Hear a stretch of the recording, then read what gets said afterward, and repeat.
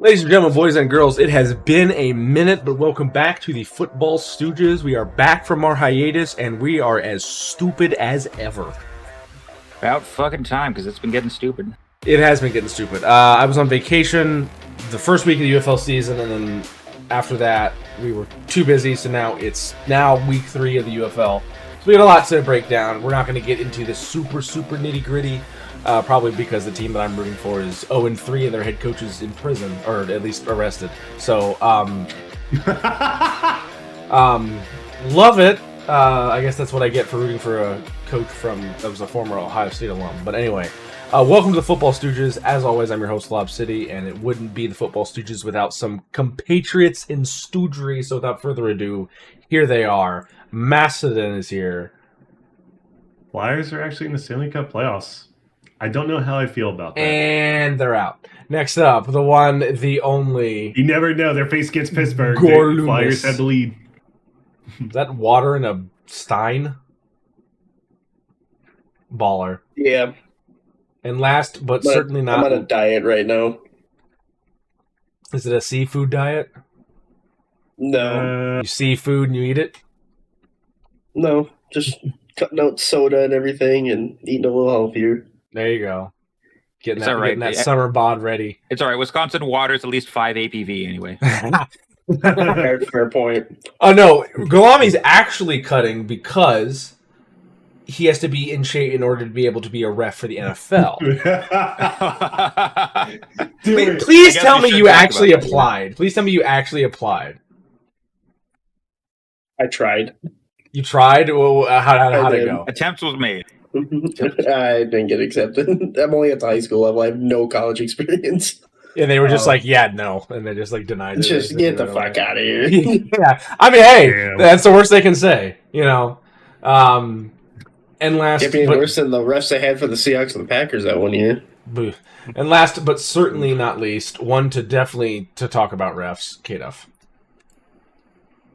I mean, they're not really on our side anymore since Tom Brady stopped bribing them for us. But Hey, he admitted it. He actually admitted it. I mean, how else are we going to have all those lucky breaks? It wasn't all just like those Patriots bullshit. All right, we got a lot to get to. Did Charles Woodson so dirty. Yeah, we are going to go to we're going to do the crossover grid. K-Duff's going to fill us in on any of the news that's been going around the UFL and NFL world. Then we're going to take a look at some of the UFL games, give our predictions for the next upcoming week. We'll be quick about it, and then we're going to take a look at the mock draft because that is next week. So without further ado, let's get right into this crossover grid. All right, Kansas City Chiefs Rookie of the Year. Can we do Joe Montana here? No, dang it. No. Not Joe Montana. Not Joe Montana. I mean, like, was Patrick Mahomes a Rookie of the Year? I No, think he did was. not play his. Yeah. I think he played No, it all in his he rookie didn't. year. He was on the bench because Alex Yeah. Smith was playing. No, No, not Gonzalez Tyreek. wasn't a Rookie of the Year. Who? Tony Gonzalez wasn't a Rookie of the Year. Was Jared Allen a Rookie of the Year? Actually, Tony Gonzalez. No, I don't think he was. Tony Gonzalez. Jared Allen. Block. No. DeAndre Hopkins? ooh, that might be one. Nope. No. Definitely not Christian Okoye. Priest Holmes?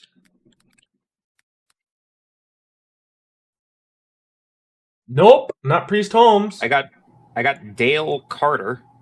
Who the fuck is that? I don't know. Holy shit, he played a long time. 92 to 2005. Sheesh. Damn. 13 years. Rookie of the Year that was a Packer, Gralami. The obvious one's Eddie Lacy. Eddie Lacy would be the one. Oh, was it Mon Green? Maybe. Mon Green? That Nope. name does sound familiar. Packers legend.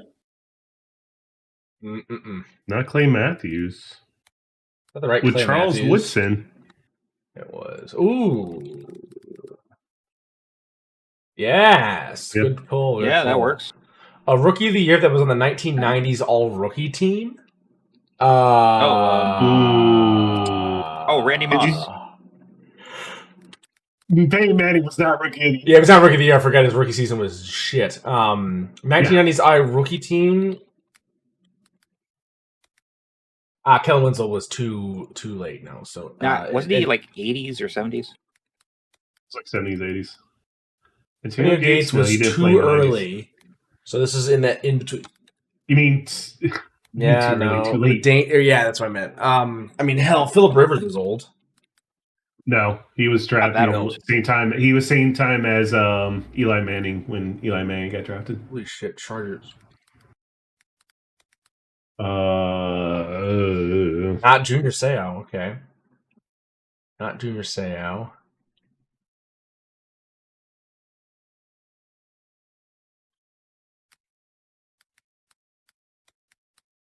Donovan McNabb? No, he was never. No.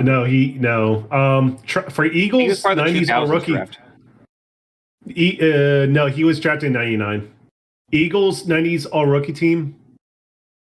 Fuck. No, Brian Dawkins would not have been in the 90s because I think he was like 1996.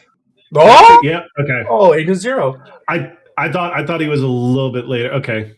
So I'm trying to think who else would be for 90s. What's his name? Oh, fuck. You talking about the defensive end? No. There's a guy for the Eagles and Packers running back. Fuck. What's his name? He just transferred. Yeah, I know what you're talking about, but I have a better one. Oh. You're thinking of AJ Dillon, but Doug Peterson. Did Doug Peterson also play? Oh, holy shit. Doug Peterson. He was so good. Huh. You could also do, what's his name? McMahon. Jim McMahon. No. Not Jim McMahon. Chargers all... Hold on, Chargers it's not Jim all... Junior Seau? I tried Junior Seau. I did try Junior Seau. It's not the big three. Obviously, LaDainian Tomlinson, Antonio Gates, and Phillip Rivers were all too late for the 1990s all-rookie team. Who the fuck was on the Chargers in the 90s? Who was that there was bearded no Chargers. Who the fuck was that bearded quarterback? What was his name? Dan Fouts? No, that's I think that's way too 73, early. Yeah, way too early. Fuck. Wait, I googled it. Junior Seau was in the all rookie team in the 90s. What the fuck? All right, try I don't know, fucking. Can we jokingly say Ryan Leaf? No. Leaf was 04. No, not 04. 2000. 2000. No, just 2000. Yeah. Well, also, let's think of anyone in the 1990s that was an all-rookie, but then eventually played for the Chargers. So I'm actually trying to look at that. Yeah. Guy that went to the Chargers from the 1990s. Was an all-rookie in the 1990s and then eventually went to the Chargers. I've got John Freeze. Friesz.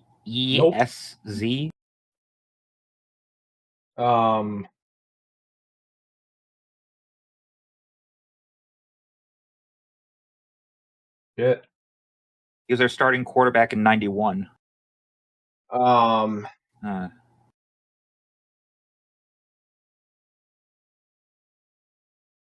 I don't know, man. It's tough. Let's try to get these others. Gorlami, a Packer that was also a Charger. Brian Balaga, Iowa. UFL.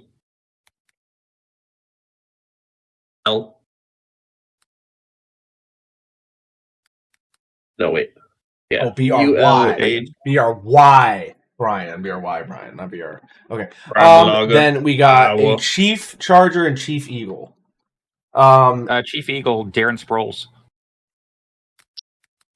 No, you're thinking of LaShawn McCoy. Oh. Yeah, Darren Sproles was never on the Chiefs. He was a Saint. McCoy, and then a Chief that was also a Charger. Chief that was also a Charger. I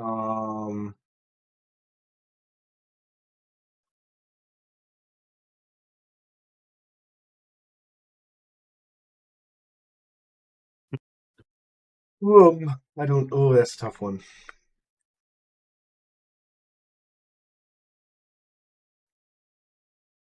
This is tough. This is a tough one. Chiefs and Chargers. Chiefs and Chargers. Chiefs and Chargers. Khalil Mack was Drew never Tranquil. Drew Tranquil. I got the all rookie for the Chargers. Drew Tranquil. Okay, all rookie for Chargers. Chris Mims. 1M. That name sounds familiar. But Hey, there we I don't go. know why either. Takeo Spikes was another one. Drew Tranquil was the top answer. Corey Lindsley. Reggie White. Sean McCoy. I was about to say Derek Reggie Thomas. White, but I think you wanted Gene to McCoy, something Eddie else. Lacy, Emmett Smith. That's one we could have thought of. Let's see this one. Decent amount. Andre Coleman, Chris Mims, Darren Gooden, Eric Moulton, Jason Perry, Keith Lowry. I know Takeo Sparks, Small, man. Mario Coleman, and that's it. That was a deep fucking cut. Holy shit! For the Eagles and all '90s rookie team, I'm trying to think who else was that. I don't even know. Alrighty. Javon Curse, freak. We got to keep going, so we're going to go ahead and transition now into KDF News.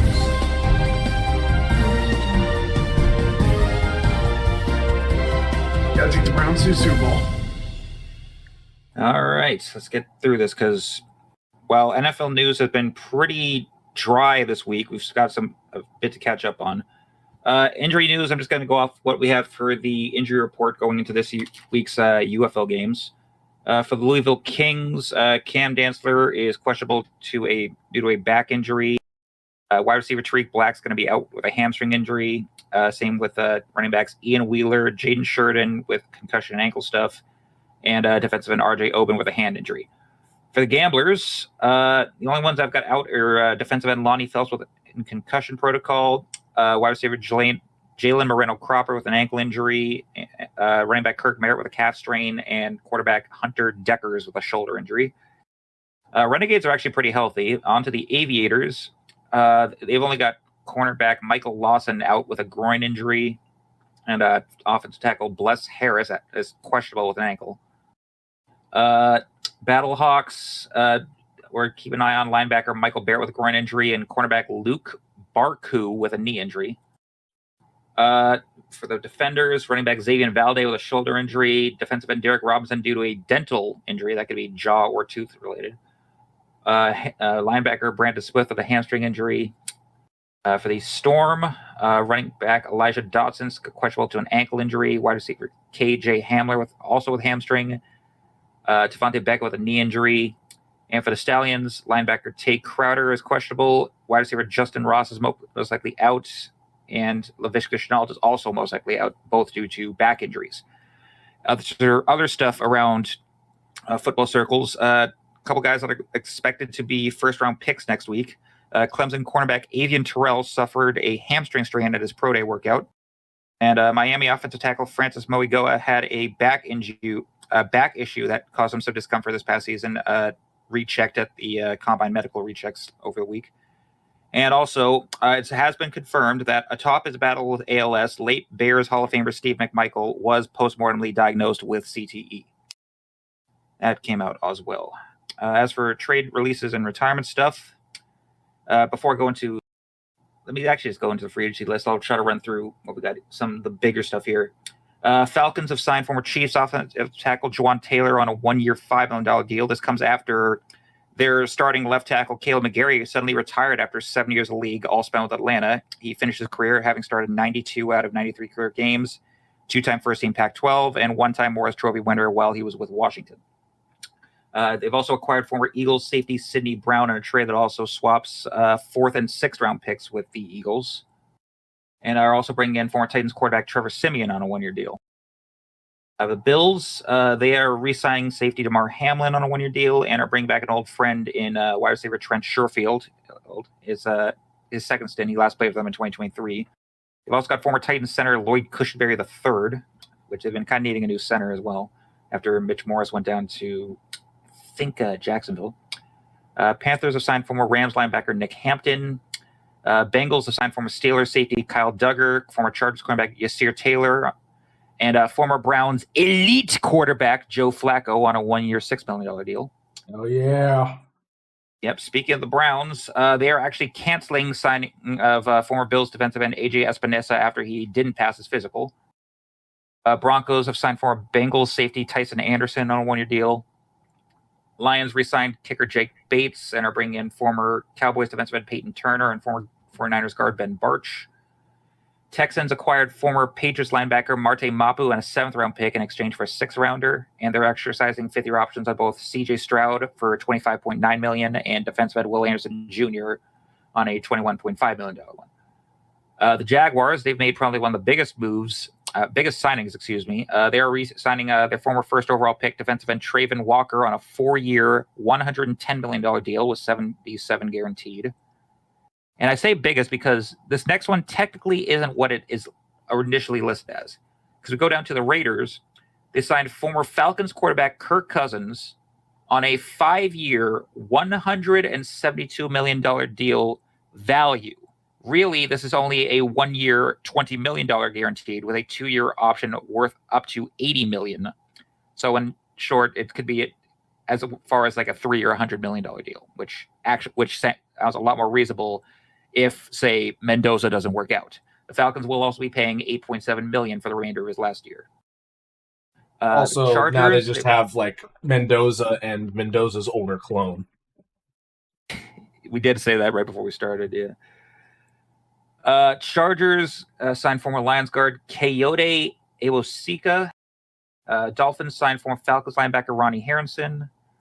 Vikings signed former Bills offensive tackle Ryan Vandermark on a 1-year, $4.2 million deal. The Saints signed a real motherfucker and former Dolphin Zach Wilson on a 1-year deal. The Giants have signed former Titans quarterback Brandon Allen.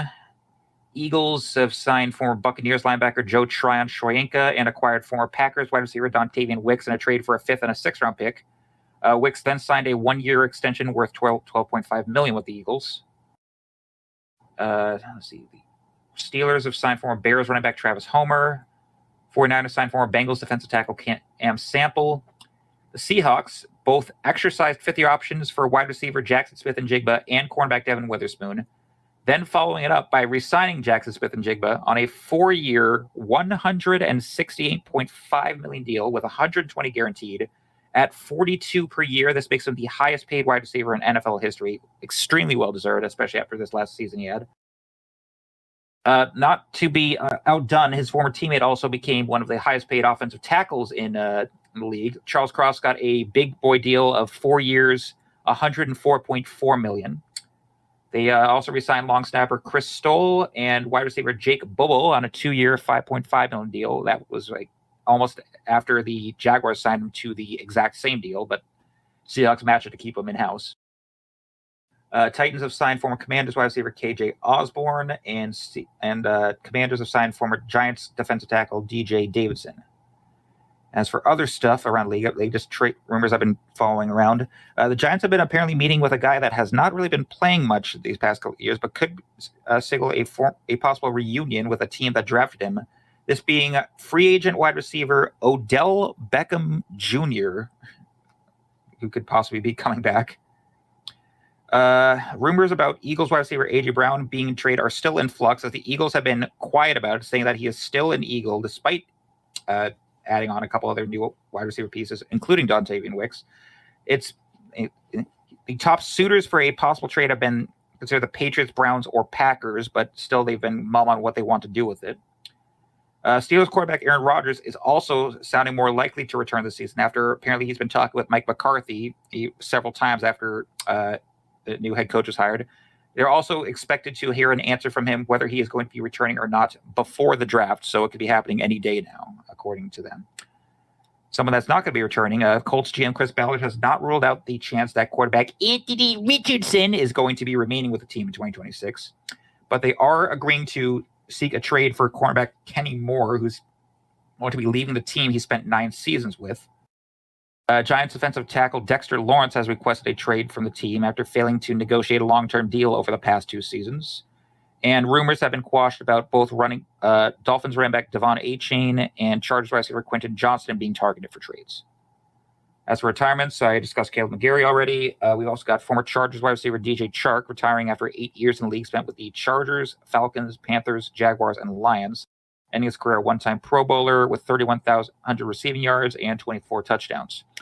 And following him, Buccaneers linebacker Levante David announced his retirement after all 14 seasons spent with Tampa Bay, ending his career one-time Super Bowl champ, one-time first and 2-time second-team All-Pro, one-time Pro Bowler, has 42.5 sacks, 32 forced fumbles with 21 recoveries, and 14 interceptions for 3 touchdowns. Now, as for miscellaneous stuff around the league, Giants running back Cam Scatabo has issued an apology on statements he made on an interview downplaying and making light of both CTE and asthma symptoms. Allegations have been made against Rams wide receiver Puka Nacua that he allegedly bit a woman after making several racial remarks at her.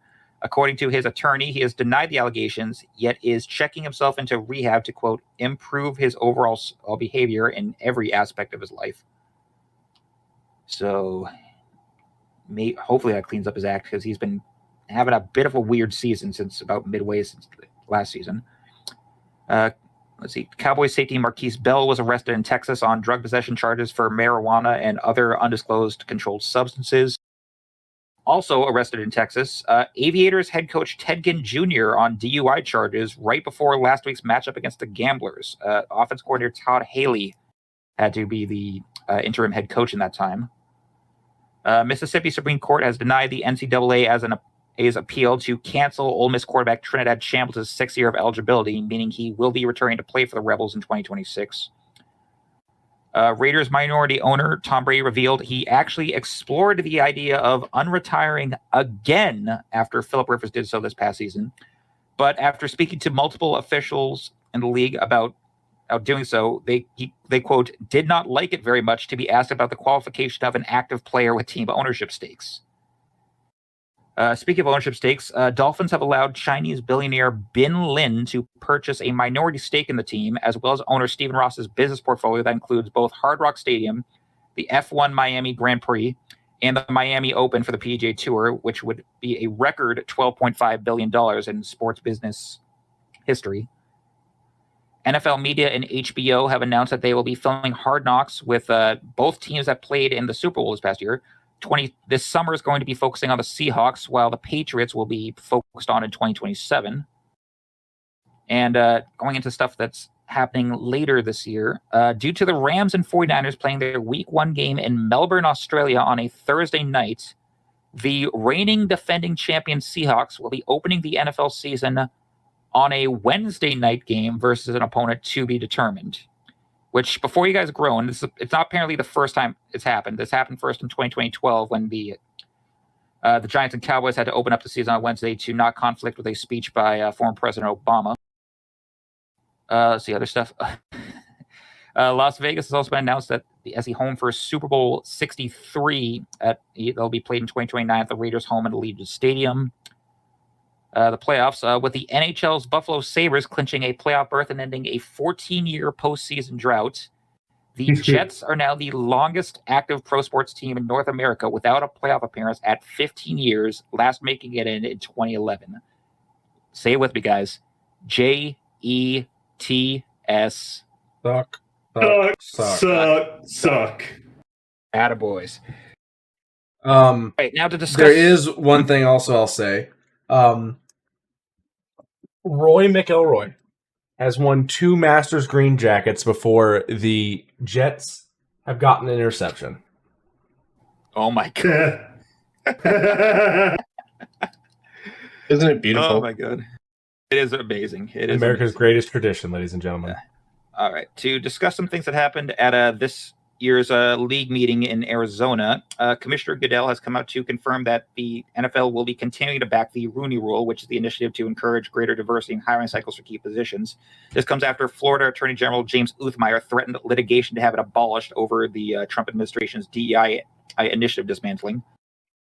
Jaguars have been approved to play at home games at 2027 in Orlando, Florida's Camping World Stadium, while Everbank Stadium undergoes $1.4 billion in renovations, which they're going to be building a new stadium in about 5 years. Why are you renovating it now? I just don't really get that, but whatever.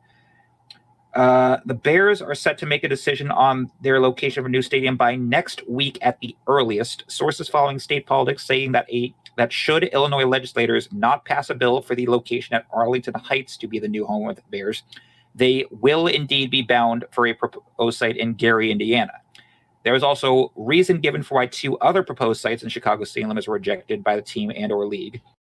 The first was being right next to Soldier Field, which was canceled over political and logistics reasons, while another site south of the current location at a former hospital was canceled as it's already part of a different redevelopment project. So from the sounds of it, it's not looking good for the Bears to be sticking in Chicago.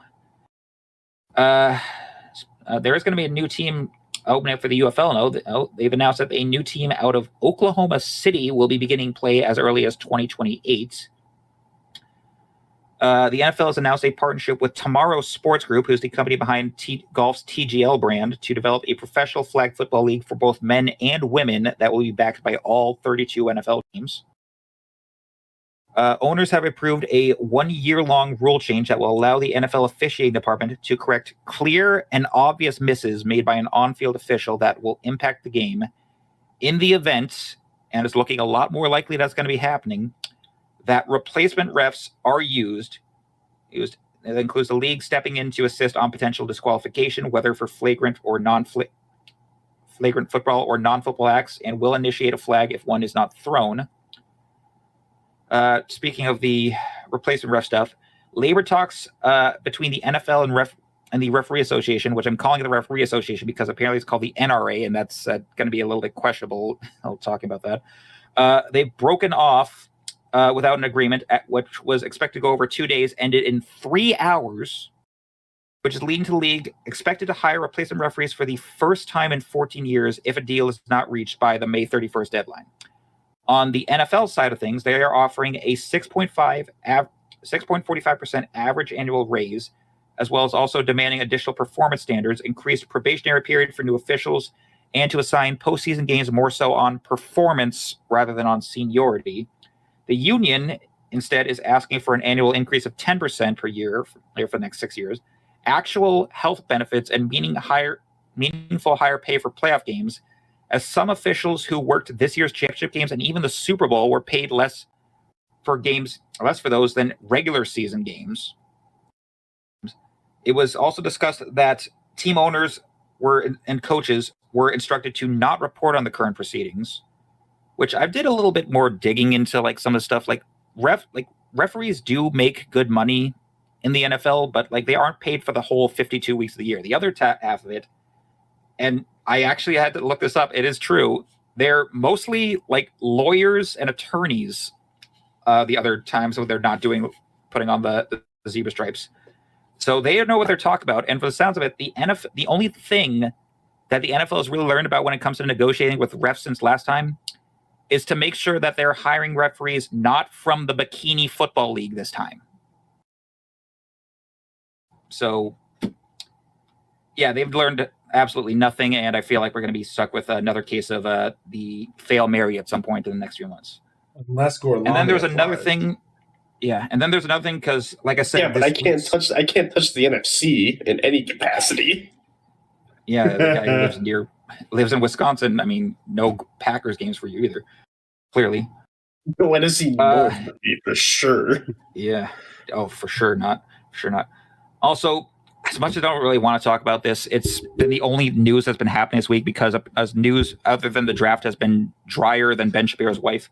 It's about the whole old Diana Rossini and Mike Vrabel thing.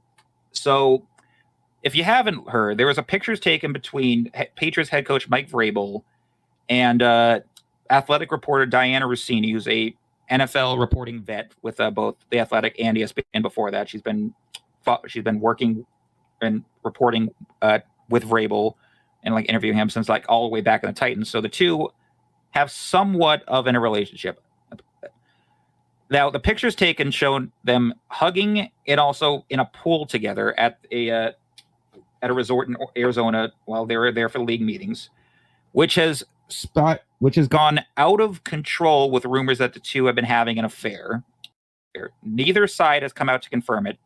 Neither side has denied it. And from the sounds of it, the whole media cycle has just kind of taken this and ran wild with it just because two people that have known each other for years are of the opposite sex happen to just be seeming very chummy together when they're not married to each other.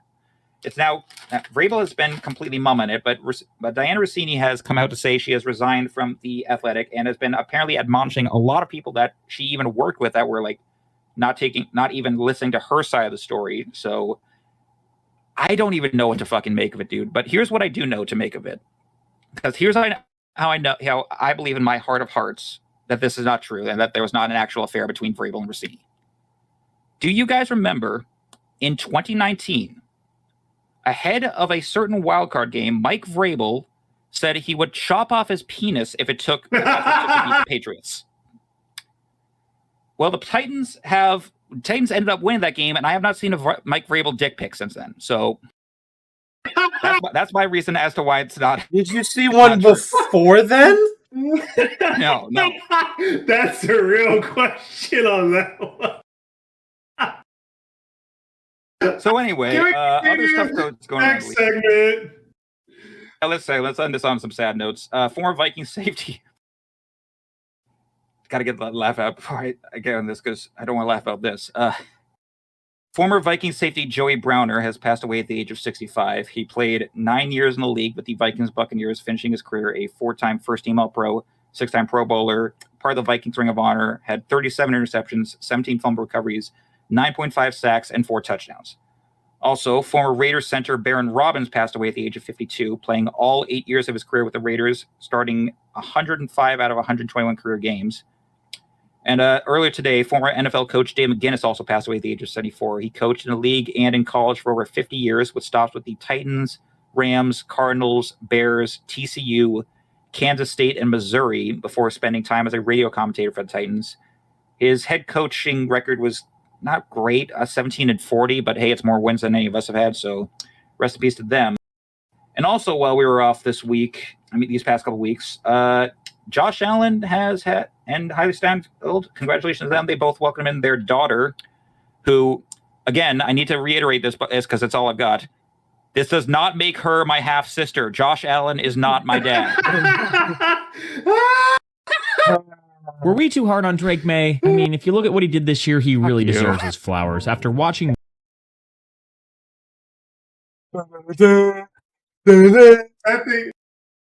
Sad thing is, though, the Patriots have been to Super Bowl before. Make their debut. Oh, God. At least the Patriots made it to Super Bowl. And Before Josh Allen, yes. Here we go.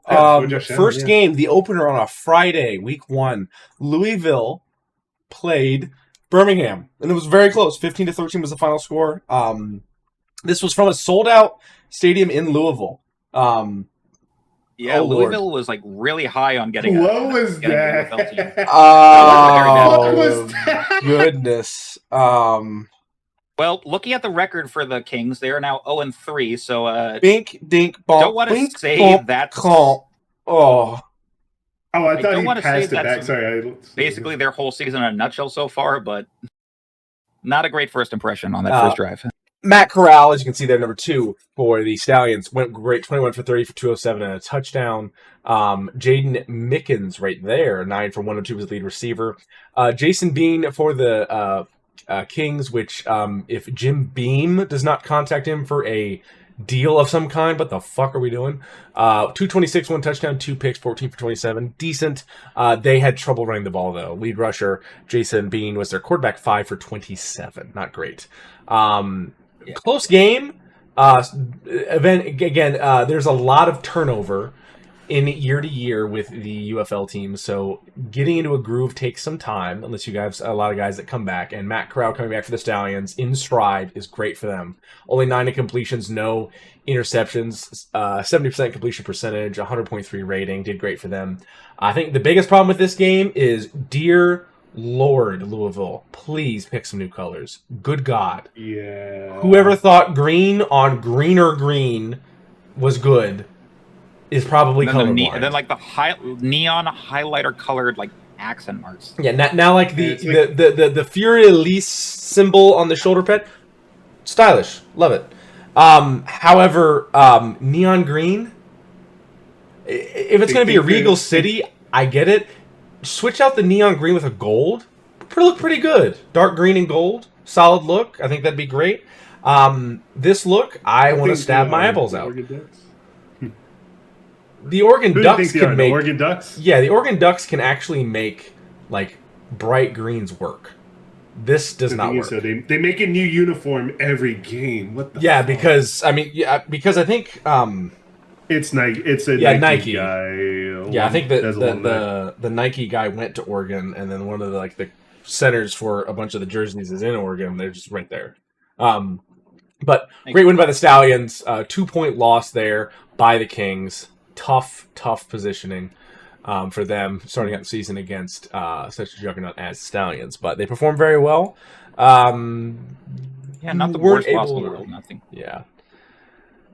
Okay, going on to the next game. The classic Red versus Blue. DC Defenders and St. Louis Battlehawks.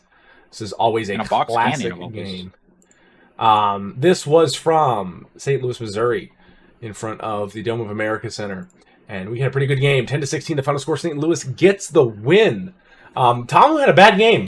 DC Defenders, Jordan Tom, 9 for 16 for 123, no touchdowns, 2 picks, a 56% completion percentage, and a stinking 41.4 quarterback rating. Lead receiver was Seth Williams, number 11, and Deion Jackson was the lead rusher, 11 for 57 and a touchdown. For the St. Louis Battlehawks, their quarterback, Brandon Silvers, 16 for 28 for 198 and a touchdown, no interceptions, a 57.1 and a 91.1 rating.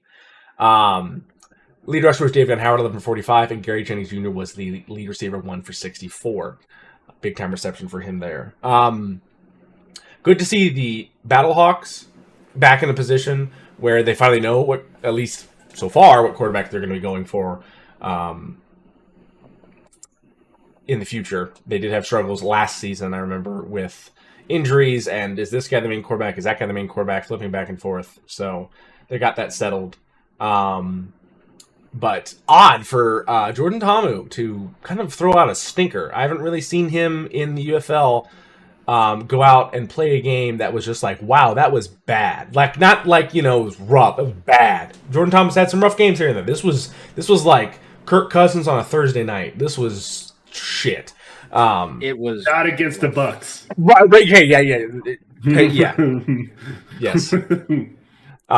So interesting. Hopefully DC can bounce back from that, but a great home opening win for the Battlehawks, and another chapter down in that, what I would say is a storied rivalry, I think, between these two teams. Again, I feel like it is the main rivalry between the biggest rivalry in UFL, if I'm going to go out on the limb there. Yeah. All right, this next game was not really one. Dallas Renegades and the Houston Gamblers. I guess it turns out if you change your name from Arlington to Dallas, unlike the professional team, you're going to do good. Dallas put a Texas-size ass-kicking down in, against Houston in Toyota Stadium in Frisco, Texas. It was a 36-17 victory. It was a utter blowout. The Gamblers tried 2 different quarterbacks, Hunter Deckers and Nolan Henderson. Deckers, 19 for 29 for 227, no touchdowns, no interceptions, 65.5 completion percentage, and 83.9 rating. Nolan Henderson, number 15, did have 3 attempts for 9 completions and 2 interceptions. He was 1 interception away from being a 50-50 shot about when he throws the ball, whether it's going to be a interception or a completion to his team. So Houston was not doing great there. Their lead rusher, 3 attempts, 28 yards, and a touchdown for Hunter Deckers, and their lead receivers, Jonte Kirkland, 4 for 60. Moving on to the Dallas Renegades, Austin Reed, 26 for 40 for 376 and 3 touchdowns, no interceptions, a 65% completion percentage, and a smoking 120.4 quarterback rating. Lead receiver Tyler Vaughn, 7 for 144 and a touchdown, as well as Greg Ward, 3 for 93 and a touchdown. Everybody was eating, including the defense for Dallas. Something that you did not hear from the NFL this season. They were doing very well. Again, like I said, apparently, if you go from Arlington to Dallas, which is about a 3-minute drive as the crow flies, apparently your team just gets better, which is weird. I haven't, other than the Stars, not many things in Dallas sports-wise are doing good right now.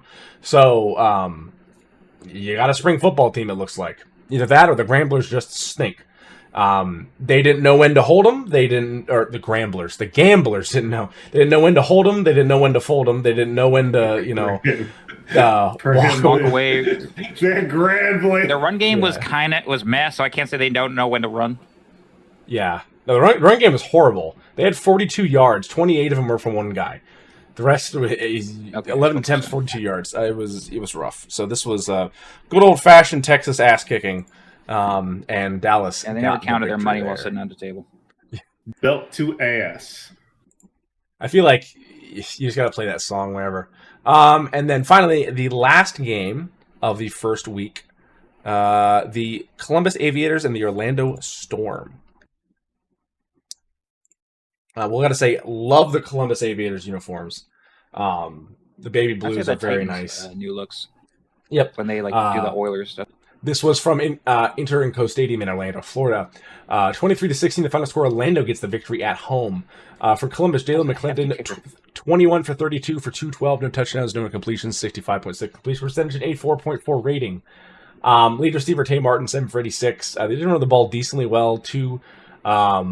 Running back system, Toa Tua was on the running back roster there. He was their main carrier, 10 for 30, but Zaquandre White, 3 for 48 and a touchdown, did well. However, it was not enough to stop Jack Plummer, 17 for 22 for 240 and a touchdown for the Storm, 77% completion percentage and a 127.1 rating. Josh Shane Corbin, 15 for 66 and 2 touchdowns on the ground, running all over him, and lead receiver Elijah... Oh, holy shit. Elijah. Elijah, holy shit? Elijah. That's a real team name. It's Elijah. It's Elijah, but with an H at the end. So Elijah. Why is DJ Khaled on my screen? Oh, yeah. DJ Khaled's part of the UFL's ownership group, I guess. Oh god, okay. Or it's like a TKO thing where or it's like a TKO and WWE thing, like insert every celebrity you could think of into the product. Oh my goodness. That's gonna be horrible if he gets too much control in the team because they're gonna score and it's gonna be like, we the best. Okay, DJ, let's calm it down here, Khaled. Another one. The Aviators uniforms has the Houston Oilers feel, like the old Houston Oilers feel. And it looks so nice. It's so sad they're just holy holding. Yeah, as we'll get to it, Aviators cannot get off the ground. They suck. Fly, Aviators, fly! Please get off the fucking ground. So yeah, Orlando got the victory big time, started out their season at home with a victory. Moving on to week number 2. DC Defenders and Aviators. Thought the Aviators would do any better? No. Kind of. What's the best defense against an Aviator? Apparently a flak gun, because good gravy did we take a round to the fucking face. Aviators first game at home in Columbus. This was at Historic Crew Stadium in Columbus, Ohio. This is the Cincinnati Crew Stadium. Fun fact, there is a historical village within earshot of this place that I've actually gone to Civil War reenactments before. It's really funny to be doing a Civil War reenactment and then in the background you're hearing the announcer for the soccer team there. The Columbus Crew, which is hilarious. But anyway, 44-26 final score. The DC Defenders shot the Aviators out of the sky with impunity. Jordan Ta'amu kind of had another bad game ish. He went 8 for 11 for 99 yards, a touchdown, a pick, 72% completion percentage, and a 92.6 rating. I have not seen numbers this low for completion and attempts in like football since like I play college football, and I actually told my main quarterback to leave and was just all running, because when you have 11 attempts at passing and 36 rushing attempts, woof. That is what carried the day, though. DC Defenders as a team went 36 for 230 on the ground for 4 touchdowns. Aviators could not stop them. For the Aviators, Jalen McClendon, 23 for 37 for 156, 2 touchdowns, 1 pick, a 62% completion percentage, and a 78 rating. He was also the lead rusher, 8 for 55 and a touchdown. Lead receiver, Tay Martin, 6 for 56 and a touchdown. Very evident that the Aviators are a team that is based in the air game. So their ground defenses are quite lacking. In vernacular, they ran the damn ball down our fucking throats. That shit sucked, as you can see right there. That is an old school, like, just throw bodies at the pile kind of thing. Yeah, good gravy. They don't even have a second guy in there until we have 4 guys that are going up against them, and they still get him into the end zone. Oh my gosh.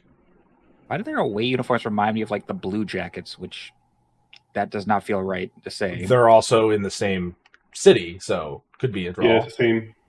Maybe.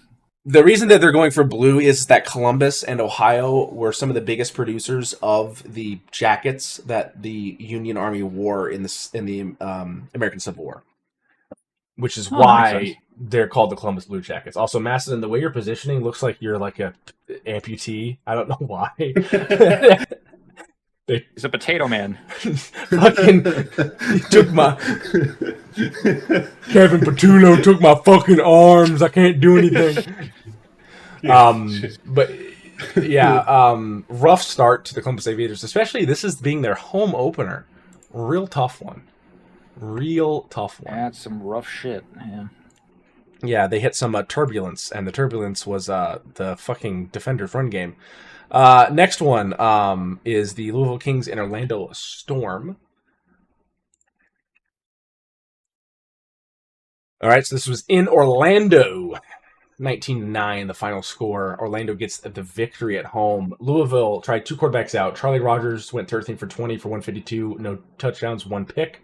And Jason Bean, 4 for 15, 49 yards, no touchdowns, no picks. Only a 26.7 completion percentage. So really rough there. As a team, the Kings went 13 for 26 on the ground with no touchdowns. Their lead receiver had 39 yards receiving on 2 catches.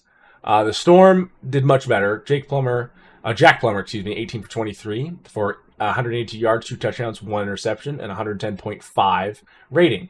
Also throwing the ball, Dorian Thompson-Robinson, 2 for 3 for 19 yards.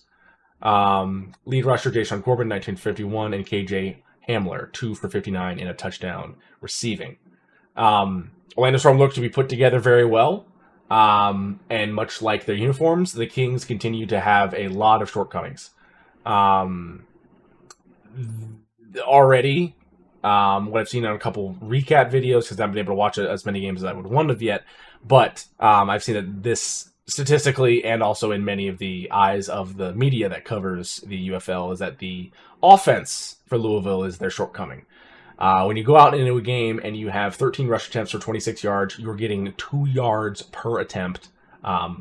Even in professional football, that's not good. And then you have 35 attempts at passing, and you complete only 48.6% of them. You might as well just go out there and just start throwing darts blindfolded, because that's the same success you're going to have here. You're just throwing stuff at a wall till something sticks, and you got to get something going. Because so far, nothing is working. For the Storm, great victory. Jack Plummer looked really good, so we'll see if we can continue that. Go ahead and move on from that. Next up is the Birmingham Stallions and Houston Gamblers. This one was a very, very close one. That was also encroachment. Gamblers get the win, 20-22 against the Birmingham Stallions. AJ McCarron's first loss as a head coach. Matt Corral, 21 for 27 for Birmingham. 226 yards, 2 touchdowns, 2 picks, 95.4 rating. Anthony McFarland Jr., 7 attempts, 31 yards, and a touchdown. And Jalen Ross, 5 for 70 receiving. For the Gamblers, Nolan Henderson, 15 for 23 for 186, no touchdowns, no picks, 65.2 completion percentage, and 90.1 rating. Jalen White was a lead rusher, 26 for 82 and a touchdown. And Jonte Kirkland, 5 for 85. Receiving was their lead receiver. Good win for the Gamblers to get one against one of the better teams in the UFL. Did come down to the wire. Watch the last little bit of this right here. 2 minutes and 2 seconds left in the fourth. Birmingham goes down. They are first and goal and then are able to punch the ball in. It seems like for a touchdown here on a pass out to the edge. That's not the right Incomplete.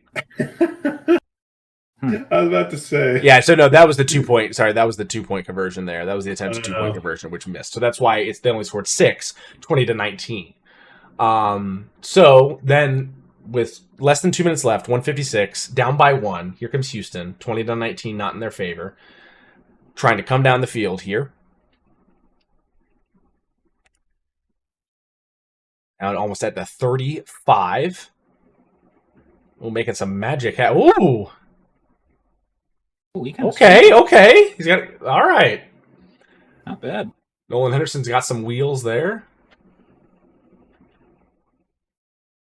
Now, not in the red zone, being backed up again. And how did? Yeah, came down with it. Was down. The ref is calling for it is a caught ball because he hit the ground with it and maintained possession. Call did stand. They're past the 50 now. 1st and 10, 106 left. Shut down there by the Birmingham Stallions on that short screen play. 3rd and 11 now, still at the same spot. Needs something to happen.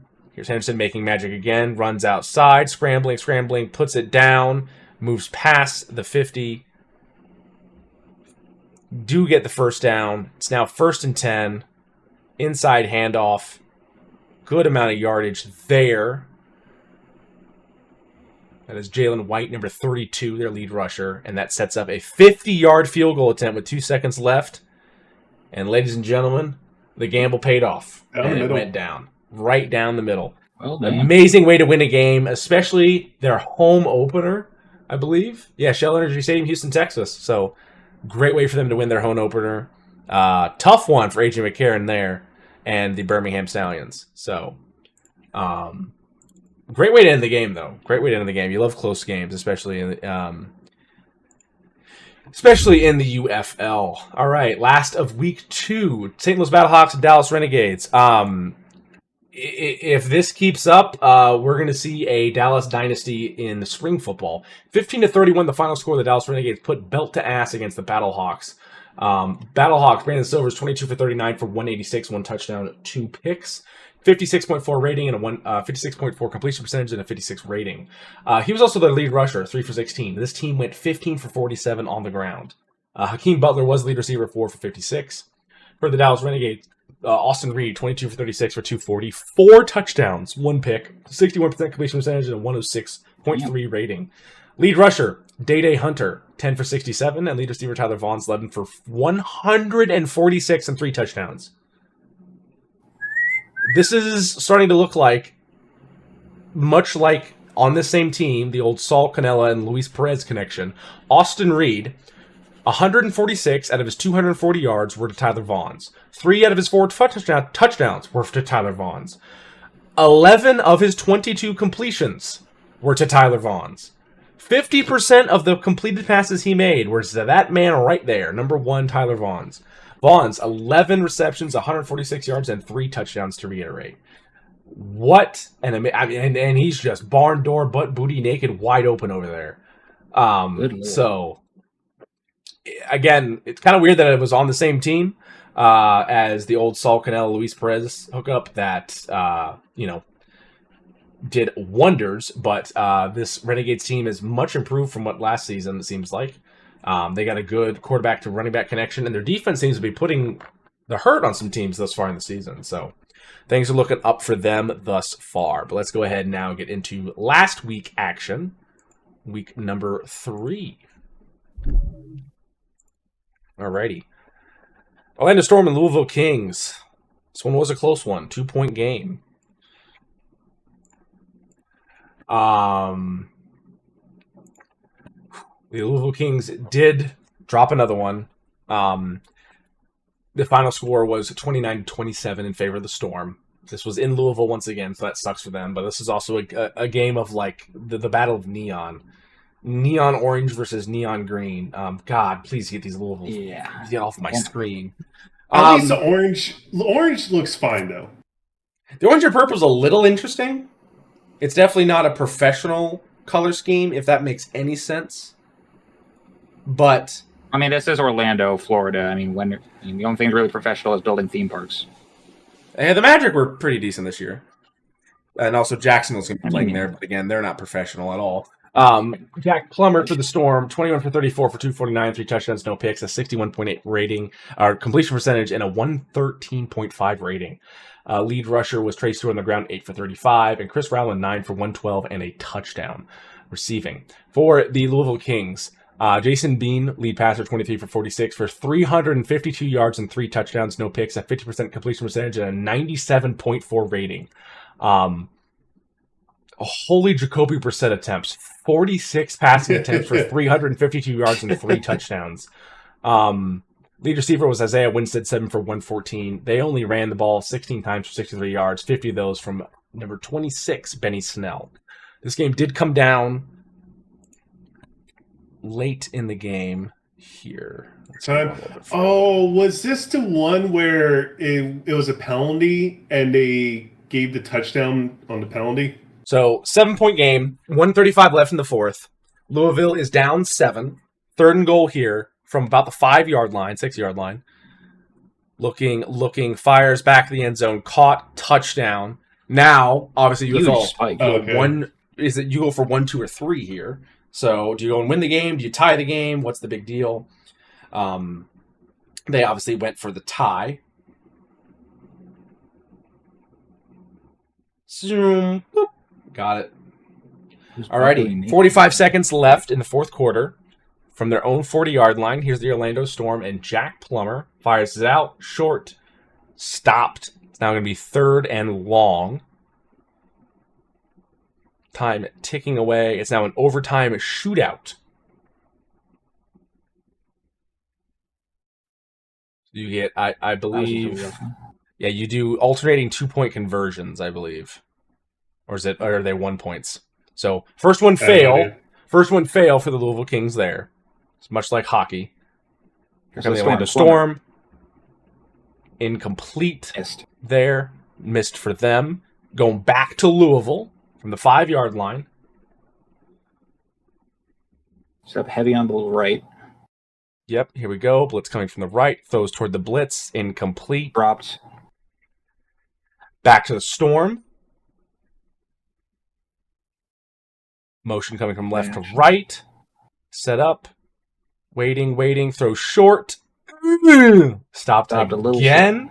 So now both teams have had 2 fails. Each has another chance for success. Here we go. Setting up. Looks like possibly a design run or a scramble. Throws it up and over. Oh, what a snag, but they call it incomplete. They said he was on the line. Doesn't count. Here comes Orlando. They're in close. Setting up for a run. They're just going to run it and fails. Nowhere. So, sudden death. Now we reach sudden death. First shot for Louisville. Broken up. This won't be good for the NFL to do it this way, but this is still amazing to watch. Entertaining, I'll give it that. Yep. Reminds me of that Fighting Illini game from a couple years ago. It was like double overtime. Since it was a penalty, they gave the score. That's how it was won. That's right, because there's a lot of complaints. Yes, it's literally penalty, and they gave the score.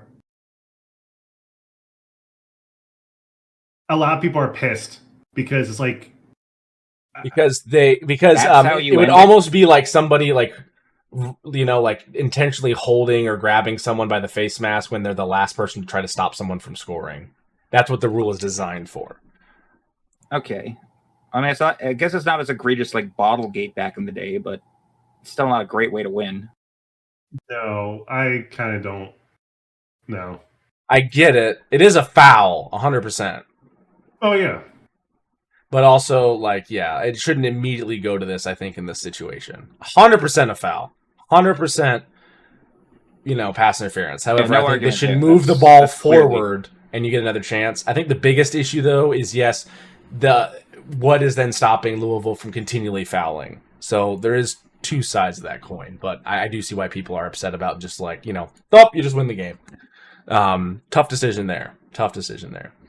I'm not covering this one. I'll just take a look at the box score real quick. Holy moly. I mean, we could cover it. 45-7. Talia Tagovailoa. Yes. Not bad. Jordan Ta'amu looked a little bit better this game, but it was the running department that did a lot of it, as well as the defense. So 27 for 164. Defense, though, was the big thing.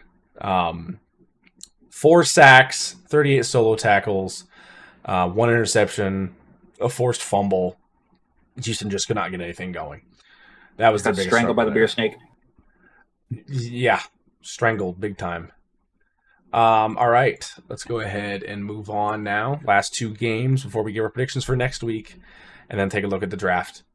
That's week 4. Whoops, way too far. So week 3, Columbus and Dallas. This one was close, 5-point game. Here we are. Alrighty, this was from Frisco, Texas. 28-23, the final score. Dallas got the win. Austin Reed, 18 for 30 for 147 and 2 touchdowns. Managed to stop the run a little bit better. Day Hunter, 11 for 62 and a touchdown. He had 62 of their 83 yards, not too bad. Tyler Vaughn, 5 for 41, not as good as a connection there. Jalen McClendon passing for the Columbus Aviators, 26 for 34 for 230, 2 touchdowns, 2 picks, a 76.5 rating. And Josh Lovett, 6 for 24 on the ground with 1 touchdown. Lead receiver Tay Martin, 5 for 49. Offense did good, but just not good enough. Got down early and just had a mountain to climb back up and couldn't scale it.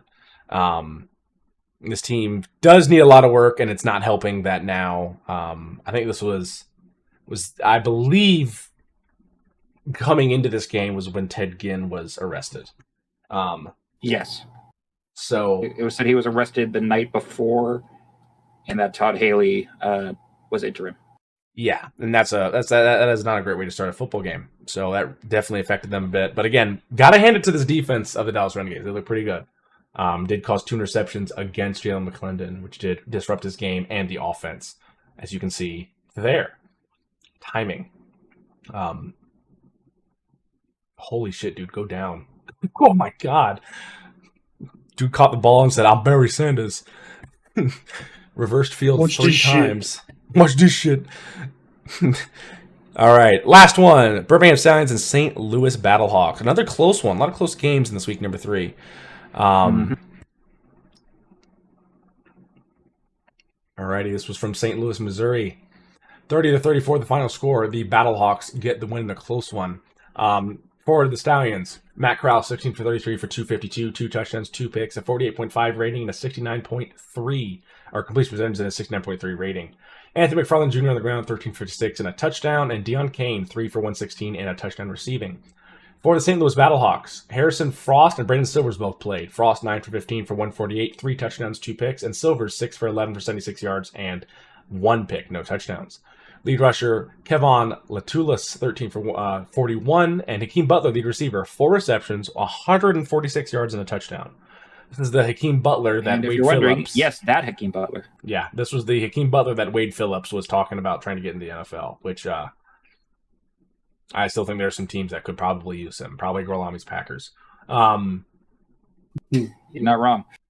I mean, I was talking to my wife about this. I feel like every single receiver that the Packers had is just gone outside of like Christian Watson and their Matthew Golden and Jaden. Yeah. So yeah. And we got the other rookie who's really good at just running end arounds. It's something. Fuck my life. So St. Louis did It's gonna be manage a to try fun to season. pull a comeback here, and they did. They were down 10 points at this point in the third. Was it any worse at some point? Yeah, no, that's about, 22-13. Yeah, they were down 10 here.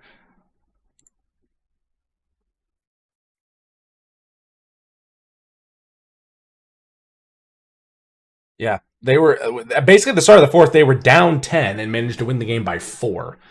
So their fourth quarter was a 21-point outburst that propelled them to victory, especially in front of these home fans, was great. Not a great season start for the Stallions. They're now 1-2. They definitely didn't want to start the season this way, but they're at where they're at, and they're going to have AJ McCarron right the ship for them in his first season coaching. So that is it for all the recap. Hopefully we don't have to do something that crazy again for that many games. But let's go ahead and take a look at the games upcoming, and we'll give our predictions for how they're going to go. So here we go. Week 4. Already had one finished. Louisville managed to beat Houston. Louisville got their first win of the season, so that's done. But we got 3 more. Is that the first loss of Houston? Is that Houston's first loss too? No, that's not Houston's first loss. We just didn't really talk about Houston getting beat by like 40. Oh yeah, that's right. That's Louisville's first win though. So there we go. Friday at 8 p.m. we have one game, Dallas and Columbus in Columbus. Then on Saturday you got 2, one at 12 and one at 12:30 and one at 4. DC and St. Louis, red versus blue once again, and then Orlando and Birmingham. So box can. Let's go ahead and talk about it. Dallas Renegades and Columbus Aviators. Of course, the first game I got to pick. I have to go against what seems like the best team in the league already.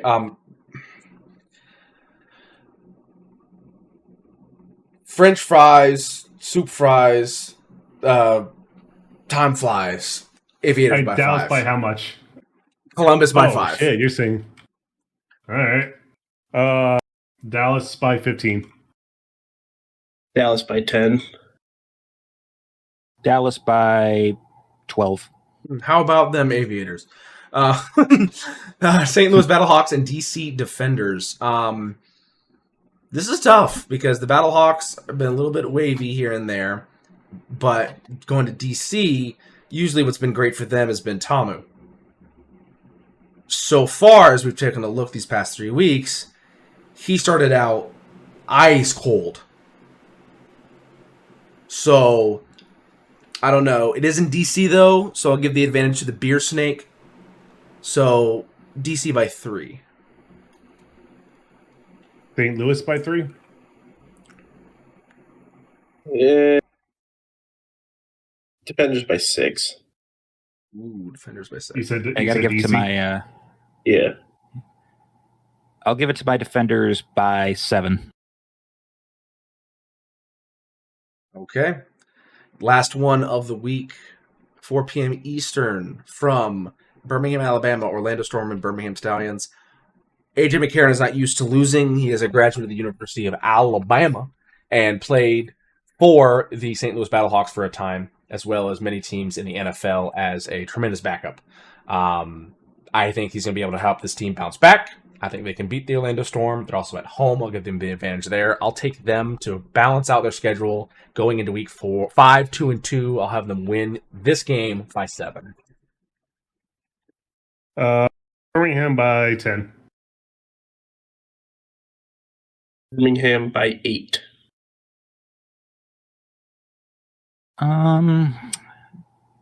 I'm going to give it to Birmingham by 3. Storm aren't actually that bad a team. They could make it close. Okay. Those are our predictions for week 4 of the UFL. One thing that we're going to be taking a look at, we won't be doing a live stream next week, but we will be looking at on just what's going on, obviously, as things happen. NFL draft is happening next week. So we're going to take a look at the man who makes a living one day a year, Mel Kipa Jr. A nice roast cup of black coffee. Never been a head coach, never been thing, but he's still somehow the be all end all of who teams should draft. But Yep. I mean, with this one, that's the first one with the Raiders. How can it not be Fernando Mendoza? I mean, A lot of people are like, "Oh, Ty Simpson." Shut up. Fernando Mendoza is clear and ahead, the best quarterback in this draft. it's like comparing Brady and fucking current like Kyler Murray. It's not equal. Well, when they were drafted, Kyler Murray was much better on film. Did Brady even have film to even play in college? Oh no, Brady played a good bit, but I think he shared time with Greasy in college, Brian Greasy. So it was like, how much do you trust him? How much do you not? And then he ended up getting picked in the 7th round, 5th round, 6th round, 6th round. Yeah, 198th overall. Yeah, rest is history. Shout out Drew Bledsoe. He has David Bailey, edge rusher, outside linebacker from the New York Jets next. Yeah. Big switch here. Both these guys, Avril Reese and David Bailey, are great edge rushers. As Mel Kiper describes here, it could be a flip-off between the two. So it's kind of who feels is going to be a better fit for the Jets. I did a PFF mock before we started up the call, and it was even saying like Arvell Reese is most likely going to be it, but Bailey was like slightly rising in a fit. I feel like what you said, yes, they could be interchangeable, as well as Reese's teammate Sonny Styles, who I think is also going to be in the top 10 somewhere in this list here. I do also think you need to take into account conferences, especially now in college football. This guy is going up against some really great O-lines. Penn State, Michigan, Iowa, Nebraska. Can you name me a really good O-line in the Big 12? Baylor. Is Iowa in the Big 12? Iowa State is. Okay. TCU, you got in Big 12. West Virginia's in the Big 12. Yeah, I mean, they've got good pieces on those O-lines. I wouldn't say like the entire O-line itself is an elite one, though. It's an interesting one, though. Number 4, a team that already has a pretty good running back in Tony Pollard. Oh, Tony Pollard, that's right. Yeah. Adding Jeremiah Love. I kind of like that. Help him develop a little bit, obviously. My guess is that the move is that Pollard's going to be asking for like a lot more money if his contract coming up. So grab a young one who's somewhat comparable to it, like Jeremiah Love is, who has the potential to become a new RB1, and maybe move on from Pollard or like try and like see if we get a discounted deal with him. A lot of people are also going to say like, why aren't you giving Cam Ward an option to get better blocking? I would say it's kind of tough because I don't feel like this year there's like some really high Will Campbell level like offensive linemen that are going to be drafted this high. And so I wouldn't say that. I mean, like there's guys like Maui Goa, Proctor. No, but this is like out of Georgia, top 5 picks. I feel like okay, if you're going to go like, I hate to bring this up, but if you were to like go grab one of those guys, even though it might fit better and it could be a good pick, there's some Cole Stranging going on a little bit. Not to the same degree, but like you're just like jumping down. I mean, Cole Strange was a day 3 pick taken 28th overall. I wouldn't say that's like that egregious to say like, oh, let's take Maui Goa at 4 or something like that. Right. This is a great pick if this falls to the Giants. Caleb Downs out of Ohio State. Yes. I really want Caleb Downs as much as he is a Buckeye and I'm a Wolverine. I don't like that, but at the same time, he is disgusting. So the Giants get him. Whoever gets Caleb Downs, I think it's going to be a great pickup for them. Kiper predicted a trade here. Dallas Cowboys trading up to get Sonny Styles from Ohio State to fill their linebacker hole because, again, they just need defense. And ever since Leighton Vander Esch has left the team, the run stopping Leighton Vander Esch had left the team. That's the reason why they need linebacker. Well, I mean, ever since he has left, they have been bad stopping the run and middle of the field coverage. They just have. Leighton Vander Esch was amazing. I mean, I was more referring to Micah. When he was able to play, Vander Esch just had injury issues. True. Very true. Very true. Moving on to the Commanders at 7, they're taking Cardinal Tate of Ohio State, is what Bill Kiper predicts. This one I don't know if I truly agree with. I feel like they have a lot of options, and I feel like they need more things to help Daniel stay in the pocket. They This need is where I receiver. think They even O-line- listed in here, like look what they've got already: Terry McLaurin, Luke McCaffrey, Traylon Burks, Devo Samuel, De'Ami Brown. Like, if anything, that's right, they got maybe a Devo. new running back, considering you just lost Brian Robinson Jr. Maybe get a new edge rusher as well, because you mentioned Ruben Bain in this.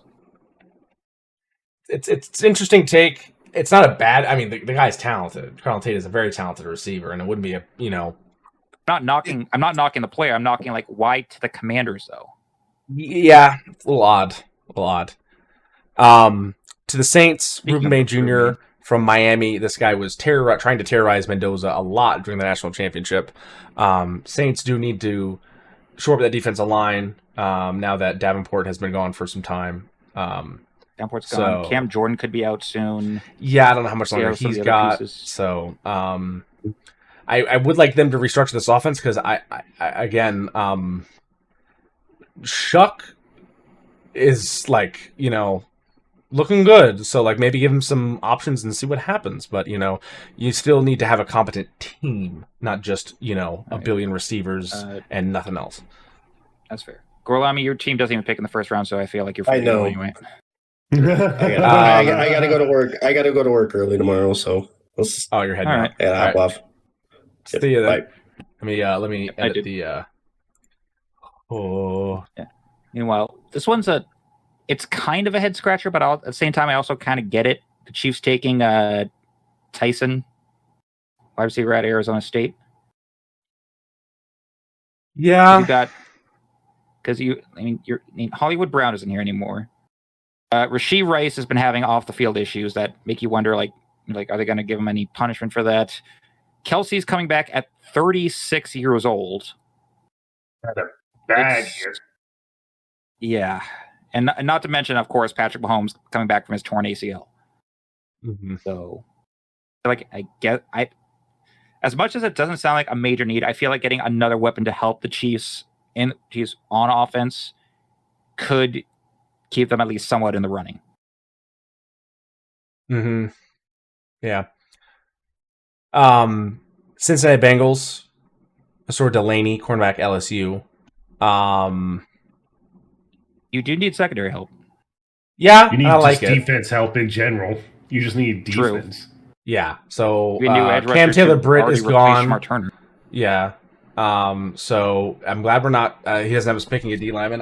I really don't want us to draft another D lineman for the third year in a row in the first round. So, I like this pick. If Delaney again, if Downs falls this far, which he won't, but we'll see how it goes. The big thing to be worrying about here is if there's going to be a trade with Dexter Lawrence in a lot of these picks, because there is something that a lot of people are talking about Dexter Lawrence wanting out in a bigger contract in New York. For the Dolphins, this is where the first offensive lineman is picked, Francis Moiga out of Miami, Florida. Solid pick there. Yeah, might as well get some protection once Tua Tagovailoa leaves, I guess. But talented offensive lineman, big guy too. Solid pick. Cleveland Browns picking up an offensive tackle, Caden Proctor out of Alabama. This is the guy who I believe, yes, this is the guy who caught multiple passes and ran for a couple touchdowns. Really? Yes. I wish I could see his stats. Oh, there you go. We're going to go to receiving.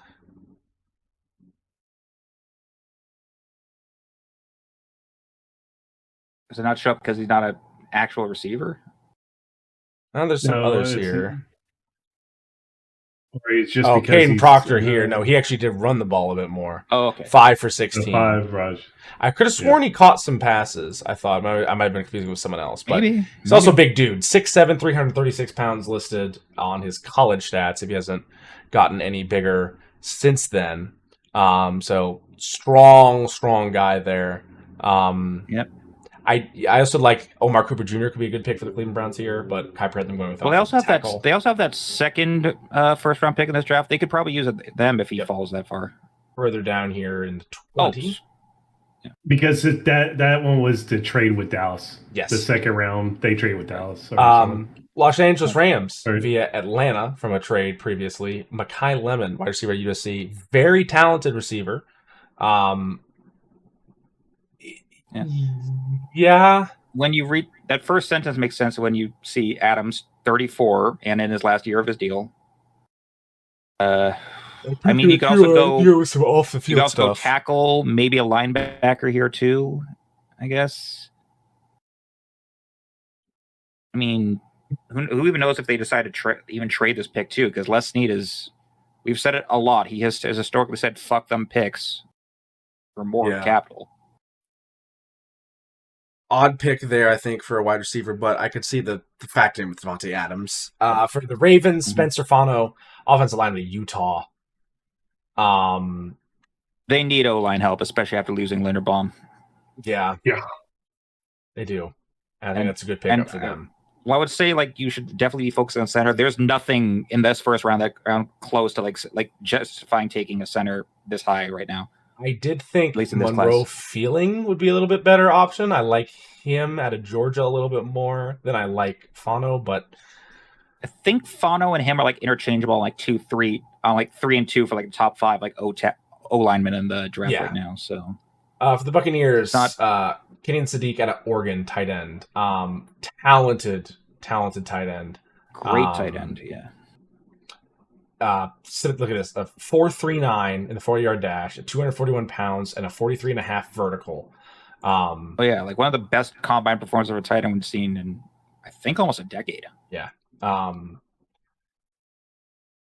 It doesn't get any worse for Indiana players, though. Omar Cooper Jr., the wide receiver and hero a lot of the Indiana Hoosiers, much like his compatriot Fernando Mendoza, is going from greatness to poverty and going to the Jets here, is what Mel Kiper has him going. They have Garrett Wilson, who has a knee injury, and then Ed Mitchell, Isaiah Williams. So, no one hit 400 yards last season for the Jets. Because they had no quarterback to throw. Yeah, they're thinking...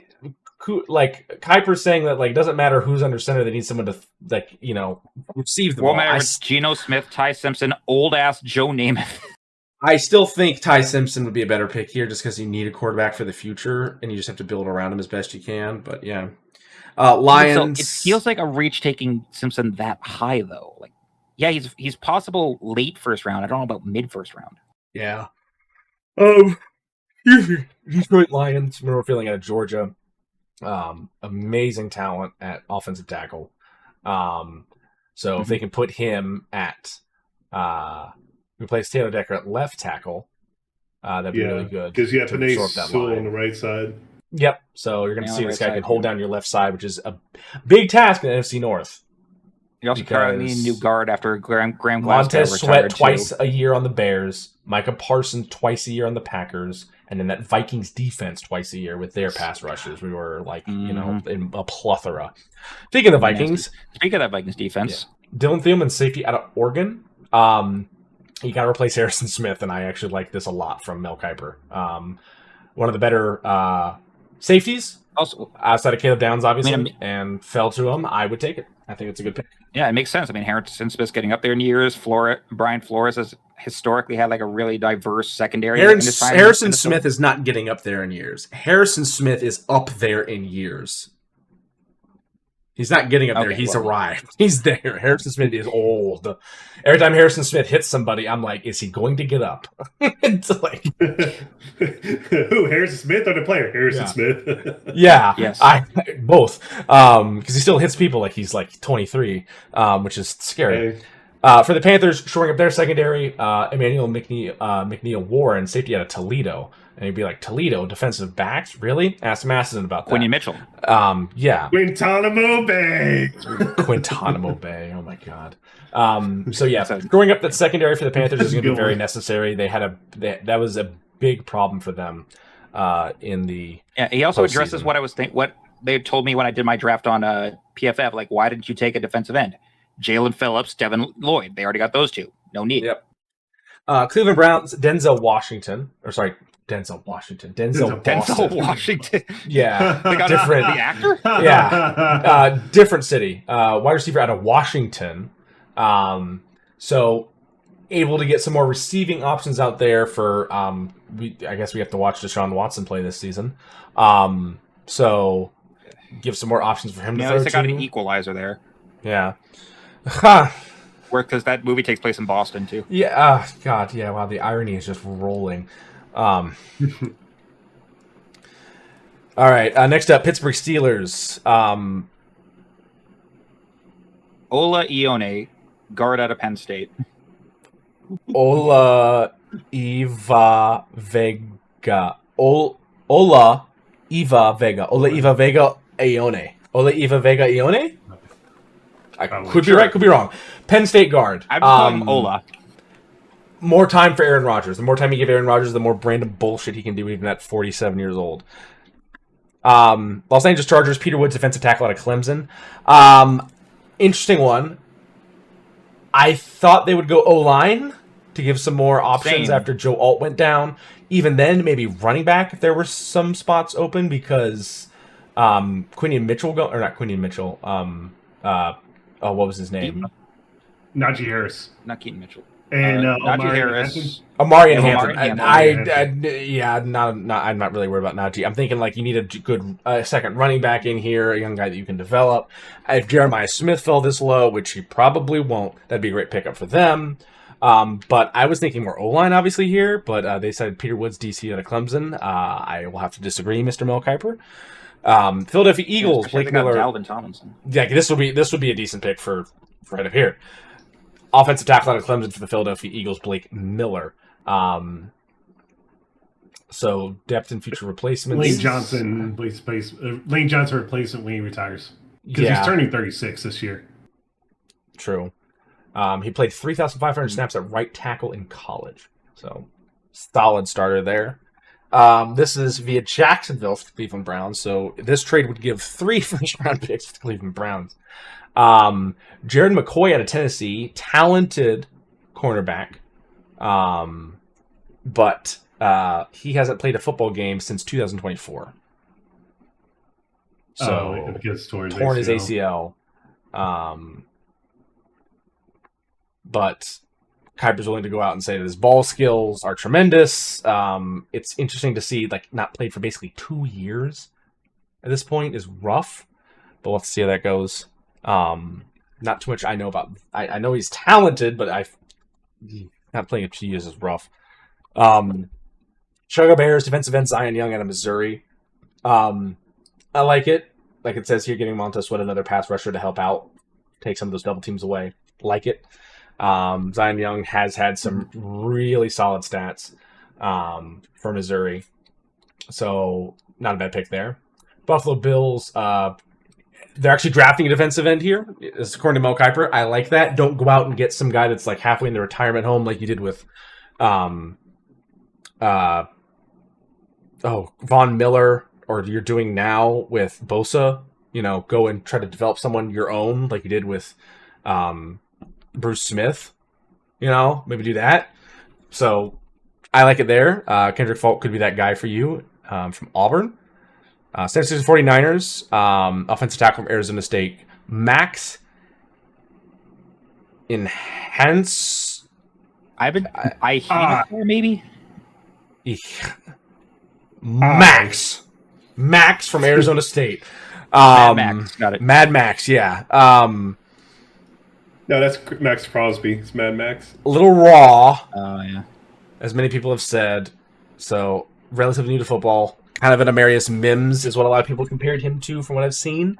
But again, it's also Kyle Shanahan, and that guy can develop players like no one's business. So, could be good there. Houston Texans, Christian Miller, defensive tackle out of Georgia. Oh, my God. That D-line. Miller, Rankins, Anderson Jr., Hunter. I mean, I get, like, putting another stone in the Infinity Gauntlet. Do you want to give C.J. Stroud, like, just some more help with something? Because, again, you're, like... A better you player. had... They have enough capital in the second round where they can probably make something happen there, especially getting... I don't know if you've seen this guy, the lineman out of Iowa, Gennings Dunker. Oh yeah, with the flowing red mullet and the massive fireman mustache. Yeah, that guy's. Yeah. My wife was talking This about that. picture was on Schefter's Twitter page from earlier. Big guy Carrying into some Culvers. Yeah, this one. I mean, Christian Miller is a solid candidate, but I still think an offensive lineman is a better option to go here if possible. But we'll see Personally, where I people agree, fall. but I think it's a matter of how many.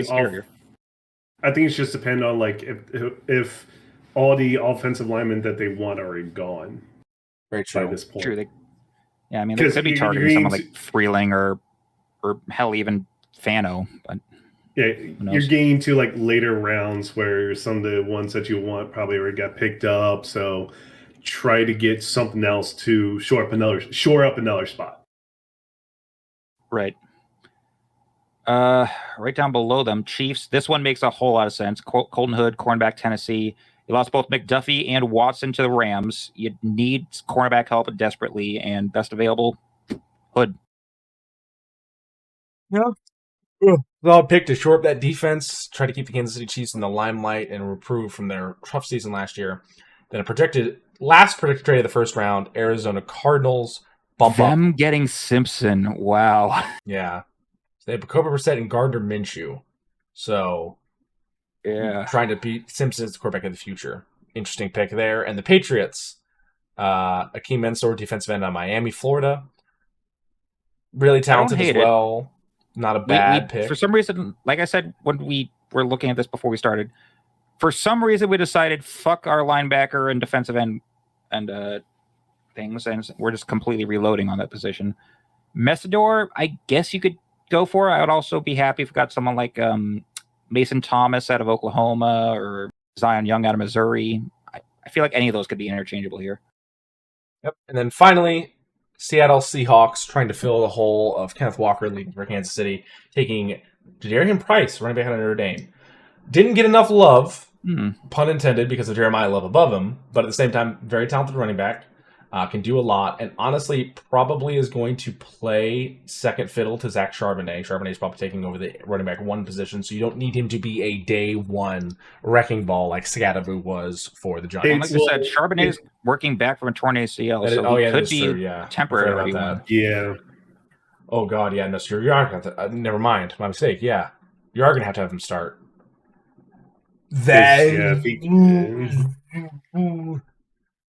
Yeah. Not ideal, but I mean, it's going to be your best option. We are not going to go into. Does he go in? How many rounds does he do? I think these are only the first two. I knew we were only going to look at the first one anyway, because okay, yeah, we're only going to do the first one. Yeah. Yes, Philly pick you up tight end in the second round. Huh? I mean, you still got Goddard. I was looking.